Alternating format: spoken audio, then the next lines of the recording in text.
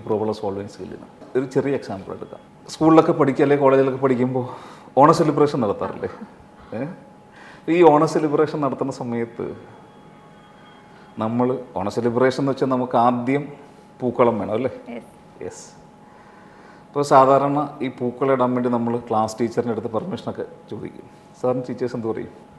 പൂക്കളൊക്കെ ഇടുന്ന കൊള്ളാം, നാളെ അവിടെ ക്ലാസ് ഉള്ളതാണ്, അപ്പോൾ നിൻ്റെ റെസ്പോൺസിബിലിറ്റിയാണ് ഇത് ക്ലീനായിട്ട് വൈകിട്ട് പൂക്കളൊക്കെ കഴിഞ്ഞ് അവിടെ വാരി വെതറിയിട്ട് പോകരുത്, ക്ലാസ് ക്ലീൻ ആയിരിക്കണം എന്ന് പറഞ്ഞിട്ടില്ലേ?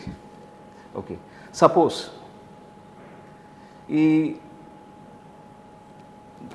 ആഘോഷമൊക്കെ കഴിഞ്ഞു വൈകിട്ട് ഈ പൂക്കൾ വാരി എറിയുന്ന കുറേ ബിരുദന്മാരുണ്ട് കൂട്ടത്തിൽ അല്ലേ? അപ്പോൾ ഇവന്മാരൊക്കെ വെതറിയിട്ട് പൂക്കളൊക്കെ അവിടെ എല്ലാം വെതറിയിട്ട് സ്ഥലം വിട്ടെന്ന് വിചാരിച്ചു. ടീച്ചർ ഈ പെർമിഷൻ തന്നതും ഏൽപ്പിച്ചിരിക്കുന്നതും നീറ്റാക്കി ഇടണമെന്ന് ഏൽപ്പിച്ചിരിക്കുന്നതും കാവേരി എന്ന് വിചാരിക്കുക. എല്ലാവരും സ്ഥലം വിട്ടു. കാവേരി എന്ത് ചെയ്യും? ഒറ്റയ്ക്ക് എന്തായാലും ചെയ്യാൻ പറ്റില്ല. ഒറ്റയ്ക്ക് ചെയ്യാന്ന് വെച്ചാൽ വലിയ പാടായിരിക്കും. ഓക്കെ, അപ്പോൾ എന്ത് ചെയ്യും? ഒന്നെങ്കിൽ നമ്മുടെ കൂട്ടുകാരെ രണ്ടുപേരും ഇവിടെ കൂട്ടും. ചില കൂട്ടുകാരുണ്ടെങ്കിൽ അവരെ കൂട്ടും. അവർ സ്ഥലം വിട്ടെങ്കിലോ? സ്ഥലം വിട്ടെങ്കിൽ അവിടുത്തെ ആയമാരുണ്ടാവാം.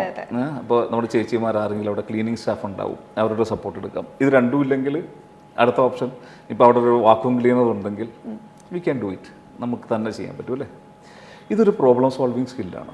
അപ്പോൾ ടീച്ചറിൻ്റെ അടുത്ത് നമ്മുടെ പേര് ചീത്തയാവാതെ നമ്മളെന്തായാലും ഇതിലേതെങ്കിലും ഒരു സൊല്യൂഷൻ ഉപയോഗിച്ചുകൊണ്ട് സംഭവം ക്ലീനാക്കിയിടും, നമ്മുടെ പേര് സേഫാക്കി വെക്കും അല്ലേ? ശരിയല്ലേ?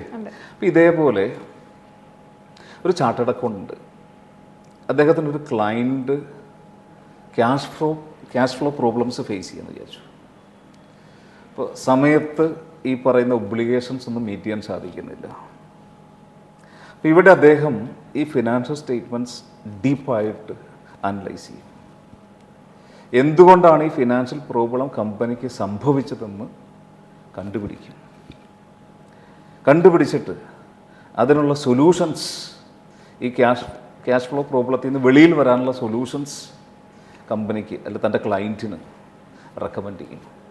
ഇപ്പോൾ ഫോർ എക്സാമ്പിൾ ഈ ക്യാഷ് ഫ്ലോ പ്രോബ്ലം വന്നത് ഒരു പക്ഷേ സപ്പോസ് നമ്മുടെ സപ്ലയേഴ്സിന് പേയ്മെൻറ്റ് കൊടുക്കുന്നത് പർച്ചേസ് കഴിഞ്ഞ് ഒരു 15 ദിവസം കഴിയുമ്പോഴായിരിക്കാം.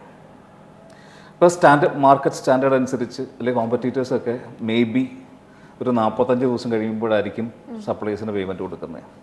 അപ്പോൾ ഇദ്ദേഹം ഈ 15 ദിവസം കൊണ്ട് പേയ്മെൻറ്റ് കൊടുക്കുന്ന കമ്പനിയാണെങ്കിൽ മാനേജ്മെൻറ്റിനോട് ഒരു പക്ഷേ റെക്കമെൻഡ് ചെയ്യാം, ഓക്കെ നിങ്ങൾ സപ്ലയേഴ്സുമായിട്ട് നെഗോഷിയേറ്റ് ചെയ്തിട്ട് ഈ ക്രെഡിറ്റ് പീരീഡ് 15 ദിവസത്തിൽ നിന്ന് 45 ദിവസമാക്കാൻ പറയാം.